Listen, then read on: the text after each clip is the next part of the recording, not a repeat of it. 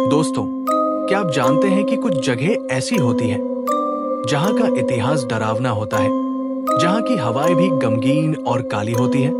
आज मैं आपको एक ऐसी जगह के बारे में बताने जा रहा हूं जहां न सिर्फ लोग बल्कि आत्माएं भी जिंदा है।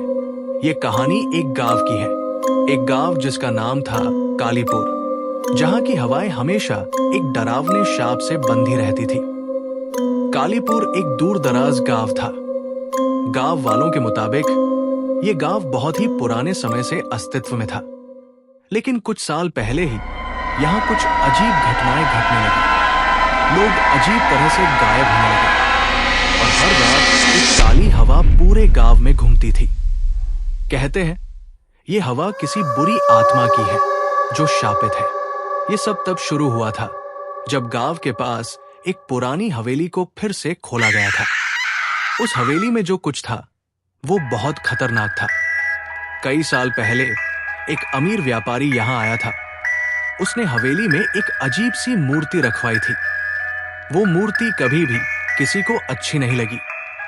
फिर एक दिन व्यापारी का शव मिला और तभी से हवेली में अजीब घटनाएं होने लगी। कहते हैं वो मूर्ति शापित थी और अब वो हवा के रूप में लौट आई है। किसी भी कहानी का अंत जानने से पहले हमें खुद उस रहस्य का सामना करना पड़ता है, और आज मैं वही करने जा रहा हूं। मैं उस हवेली में जाकर देखूंगा कि क्या सच में वहां कुछ है या ये बस एक अफवाह है। लेकिन अगर ये सच है तो क्या होगा? क्या आप सुन रहे हैं? ये वही हवा है जो यहाँ के लोगों को डराती है। अब हम जानेंगे कि ये हवा कितनी खतरनाक है। ये वही मूर्ति है जो गांव वालों ने मुझे बताई थी। क्या ये सच में शापित है? ये क्या था? मुझे यहाँ अकेला नहीं छोड़ना चाहिए था। तुम मुझे छोड़कर क्यों जा रहे हो? ये क्या है? तुमने मेरे शाप को जागृत किया है। अब तुम कभी नहीं बच पाओगे।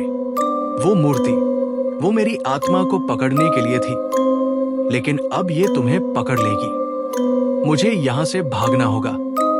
दोस्तों, वो हवेली सच में शापित थी। जब मैंने वहां के रहस्यों का सामना किया तो मुझे एहसास हुआ कि जो लोग गायब हो गए थे उनकी आत्माएं वही फंसी हुई थी। और अब शायद मेरी बारी है। अगर आप इस हवेली के पास कभी गए तो वो हवा, वो मूर्ति और वो काली रात हमेशा आपका पीछा करेगी। क्या आप अगले शिकार होंगे?